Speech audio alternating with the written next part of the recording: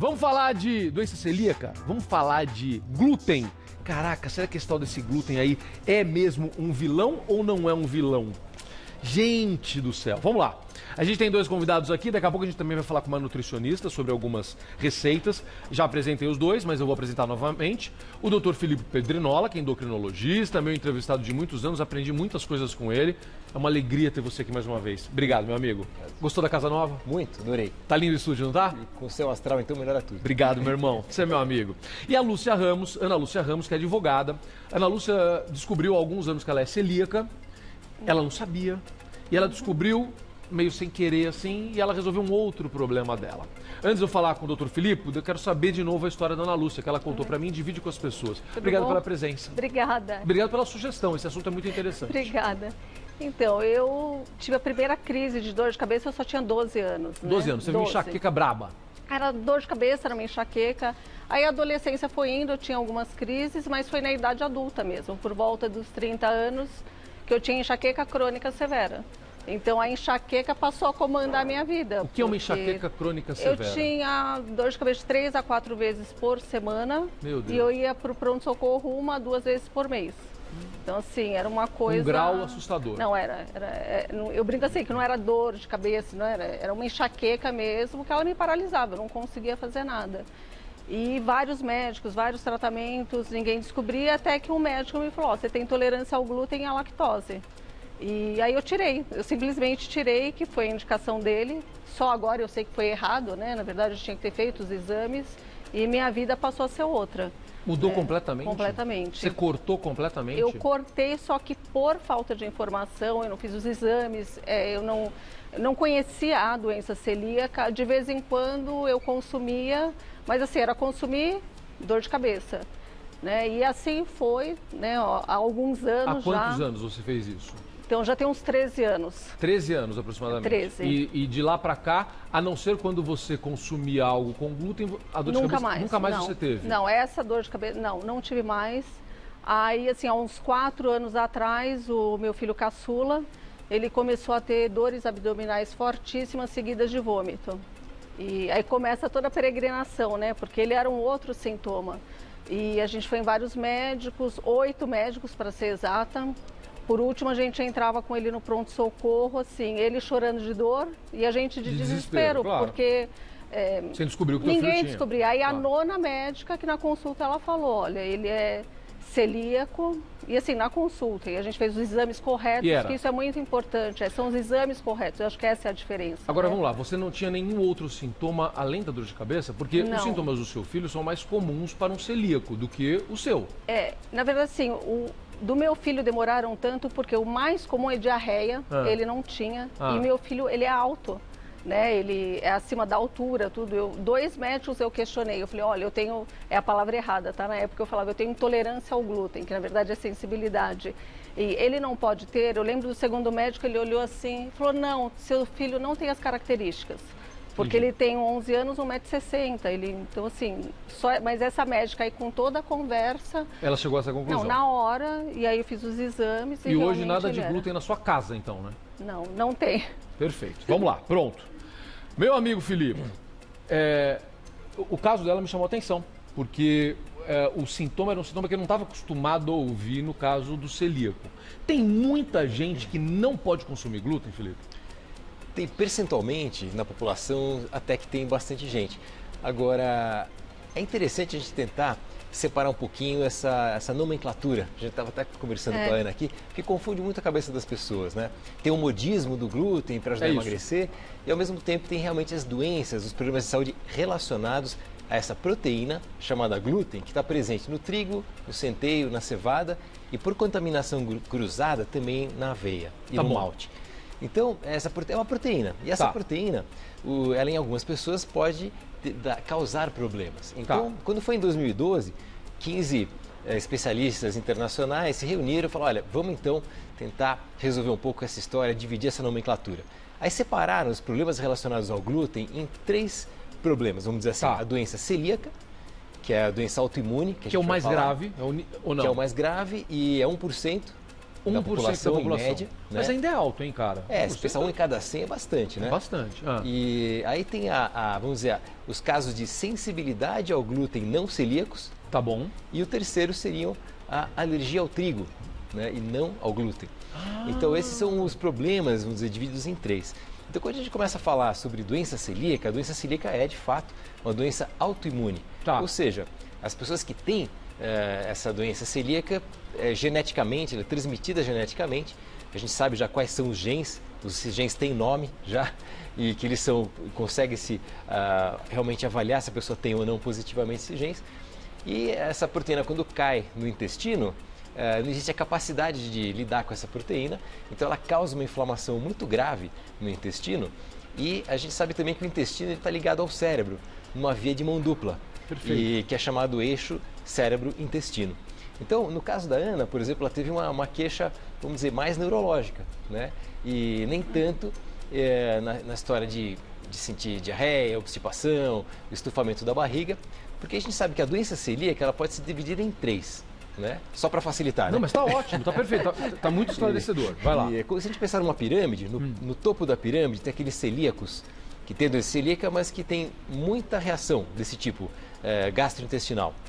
Aí, no meio da pirâmide, tem aqueles indivíduos que têm pouca reação e pode se manifestar de uma forma diferente, como, por exemplo, dor de cabeça, sintomas neurológicos, autismo em crianças. Né? A gente sabe que muitas crianças que têm o espectro autista, na verdade, são celíacos, né? E você tratando essas crianças da doença celíaca, elas melhoram muito. É mesmo? E na base da pirâmide... Olha que informação importante isso. Tanto que a gente vê que muitas crianças autistas têm uma desbiose, um desequilíbrio da flora intestinal, que chamamos de microbiota, porque esse glúten vai lá, ele se divide em uma subunidade chamada gliadina.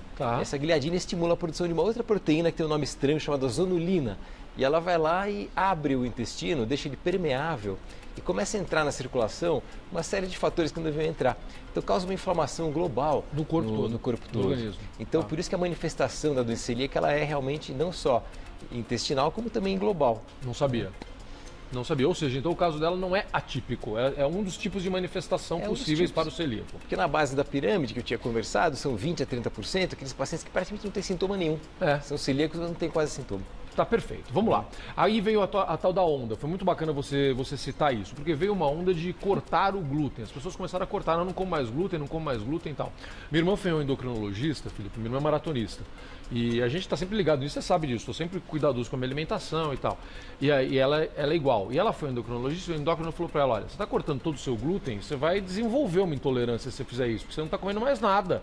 E você não tinha um problema com isso. Isso acontece? Isso acontece. Porque se você tira um alimento durante muito tempo, depois essa pessoa volta a comer subitamente, ela pode realmente desenvolver temporariamente uma intolerância àquilo. É um princípio da vacinação, né? Então é isso que a gente tem que tomar cuidado. Fugir um pouco dos modismos e dessas atitudes, vamos dizer assim, meio intempestivas, né? Imagina chegar na Itália e falar assim, ó, agora ninguém come mais massa. Fecha a Itália. Fecha a Itália. Fecha a Itália, né, bicho? Então tem que ter bom senso acima de tudo, né? Tá perfeito. Bom, para quem não tem nenhum problema desse, tirar o glúten tem qual vantagem? Por exemplo, num processo de emagrecimento, para a gente entender o que aconteceu nessa moda da dieta. Por que algumas pessoas adotaram isso? E por que para algumas pessoas realmente funcionou? Porque o glúten é essa proteína, né, que o nome vem do latim, como a gente falou no começo, que cola, né? Então quando a gente pega o glúten e junta com água e massageia, cria aquela massa, o que dá o aspecto elástico da massa, né? Do pão é o glúten. Então, esses grãos, né, que são o centeio, a cevada, o trigo, que tem muita quantidade de glúten, a gente tem que imaginar também que o nosso glúten de hoje não é igual ao glúten lá, o pão da Bíblia, né? Então ele é modificado geneticamente e tem uma concentração muito maior de glúten do que tinha. E as pessoas comem mais glúten hoje porque é o fast food. Perfeito. Então, por que emagrece? Porque o glúten está nos carboidratos. Então as pessoas comem o carboidrato que é fácil no pacotinho de bolachinha do pão, da sobremesa, que muitas vezes tem também ali. Então o que acontece? A pessoa na verdade, come mais ela tá cortando o glúten, mas na real ela está cortando o carboidrato. Tirando o carboidrato. Porque o glúten praticamente não tem caloria, é uma proteína. Tá. E o problema não é o glúten, mas ele está inserido no carboidrato. Associado. E tira o carboidrato e emagrece. Mas não é porque tirou o glúten. Tá perfeito, tá claríssimo isso. Quais são os primeiros sintomas? No caso da Ana, ela teve um sintoma que foi a dor de cabeça. Mas para as pessoas que estão nos acompanhando e que elas têm alguma desconfiança, será que isso está acontecendo comigo? Quais são os primeiros sintomas que podem levantar esta dúvida para a pessoa? Se ela tem uma intolerância, se ela tem uma sensibilidade ou até se ela é celíaca? Então, é um diagnóstico muitas vezes difícil. A gente vê a história da Ana e do filho dela, que demorou muito para fazer o diagnóstico. Porque, primeiro, o médico tem que pensar nisso, e muitas vezes ele não pensa nisso, né? E o diagnóstico, hoje em dia, ele tem várias ferramentas, tanto de sangue, como genéticas, como a endoscopia, para poder, se a pessoa de fato tem ou não, fazer uma biópsia do intestino, para ver se tem a característica inflamatória do celíaco. Então, a manifestação que começa, você tem aquela sensação gastrointestinal. Então, estufamento, intestino preso, solta muito, cólicas intestinais, isso pode gerar dor de cabeça, fadiga, porque o que acontece no doente celíaco, toda essa inflamação vai como se fosse corroendo a mucosa do intestino, a parede. Então tem um monte de vilosidades. O intestino ele tem esses dedinhos, vamos dizer assim, que aumentam a absorção dos nutrientes. Quando vem essa inflamação do glúten, esses dedinhos fazem assim.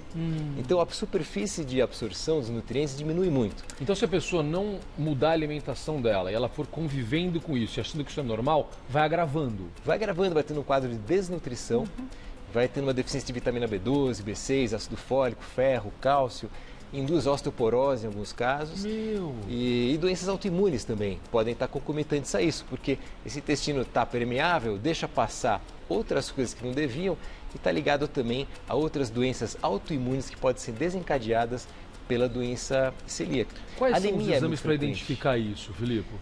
A gente estava conversando, se a pessoa tem a intolerância ao glúten, não celíaca, por exemplo, ela pode produzir anticorpos, assim como no doente celíaco também, né? Produzir anticorpos. Se você para de comer o glúten e vai fazer o exame, muitas vezes esse anticorpo vai dar negativo, porque você não está comendo. Foi o teu caso, né? Quando você foi fazer o exame, você já tinha cortado, né? E aí você faz o teste genético. O teste genético ele identifica 2 genes chamados DQ2 e DQ8, que vai dizer se a pessoa tem geneticamente a doença celíaca. Agora, no indivíduo que tem a intolerância ao glúten não celíaca, ela não é uma doença genética. A pessoa tem um problema de digestibilidade, não consegue digerir direito essa proteína, então acaba dando sintomas intestinais porque sobra aquela proteína lá que causa inflamação e sintomas intestinais. Então é um problema de má digestão, vamos dizer assim, que não caiu bem, né? Mas os sintomas são muito parecidos com o doente celíaco. Já a pessoa que tem alergia ao trigo é uma outra história, né? Não é uma alergia ao glúten, é alergia a outras proteínas que o trigo tem. Então, por exemplo, o indivíduo que tem alergia ao trigo, ele pode comer, por exemplo, centeio, a cevada, a aveia, né? E não ter problema também. Então a gente vê que são 3 situações diferentes. O diagnóstico é diferente e a abordagem também é diferente. Mas o fato é que para você cuidar disso, tem que tirar o glúten. Tem que tirar o glúten e tem que procurar o médico para você identificar corretamente, não tirar da sua cabeça. Eu te interrompi, você falou alguma coisa sobre anemia. Desculpa, Filipe, porque é importante isso. A anemia é quando a doença está mais evoluída, a doença celíaca principalmente, existe uma má absorção, principalmente do ácido fólico, do ferro, da vitamina B12, então isso causa frequentemente uma anemia. E a pessoa chega cansada, fala, estou cansada, estou com aquela fadiga crônica, não sei o que é. Aí você faz um exame de sangue, hemograma, vem anemia, você fala, mas você é vegetariano, não come carne vermelha? Não, eu como, né? Mas não absorve. Meu Deus! Então o que acontece? Acaba levando a um quadro de anemia, muitas vezes grave, e isso atrapalha demais a qualidade de vida da pessoa, né? Ela deixa inclusive até de desenvolver as atividades habituais dela. Verdade. Às vezes está com diarreia o dia inteiro, sofre demais. Escuta, tem cura? A doença celíaca não tem cura, ela tem controle, né? Então, porque uma pessoa é geneticamente, então é a mesma coisa que cor dos olhos. Se a pessoa tem um olho verde, olho azul, não vai mudar. Então ela tem aquele problema genético e não vai poder ter contato, mas nem um pouquinho, com o glúten.